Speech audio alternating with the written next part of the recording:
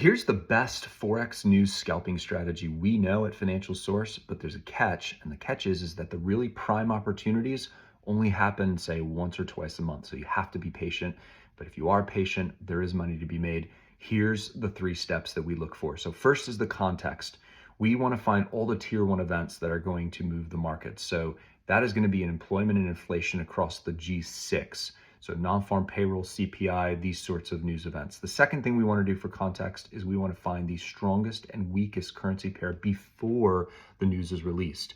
So if it's positive news, we want to pair that with a strong currency.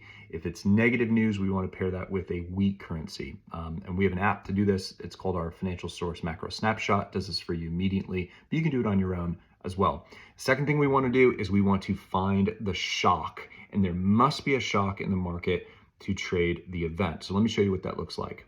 The problem with free calendars is that it basically makes it impossible for you to figure out if there's a shock. It gives you the numbers, and then what it gives you is a single forecast number. There's no way to really tell if it's going to shock the market with this data. What you need is a professional calendar, which gives you the full range of expectations. So this is a survey of all banks and institutions, and they form this range. So in this case, for the non-farm payroll event, there's a range between 0 and 144,000 jobs. So what we want is the actual number to be outside that range for it to be a shock, okay? If you don't have a shock, you can't trade the event, or you can trade it, but it's very risky. We don't have like a lot of edge. What we want is something that surprises the entire market, so the entire market's called offsides and has to readjust their positions. Okay, third point is, how do you get in? Well, you want to get in as soon as you can identify that shock. And in this case, if you have a little lightning bolt that helps you identify this immediately, that's helpful.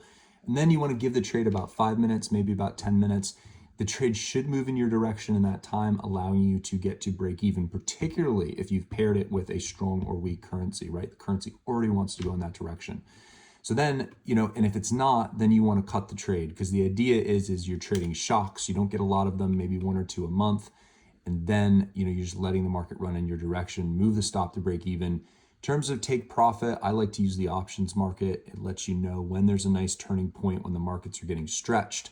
And like, let's say you're trading the pound, for example, it's going to show you, okay, here's the highs that you want to look to take profit on, or here's the lows you want to look to take profit on. The options market's saying these are natural turning points. You can also use them for entries and exits, but in this case, we're using them for take profits. So that is the top news trading strategy, scalping strategy for Forex at Financial Source.